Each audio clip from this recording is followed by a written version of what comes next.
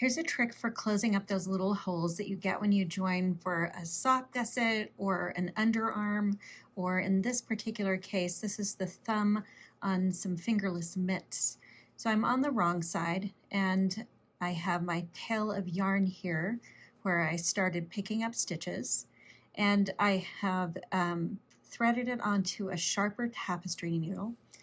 So on the wrong side here, I'm going to just sort of pick up a partial bit of all the strands of yarn all the way around the hole that I want to close up.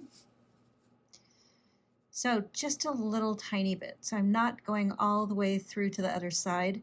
And if I turned around, you wouldn't be able to see on the other side where I have grabbed that yarn.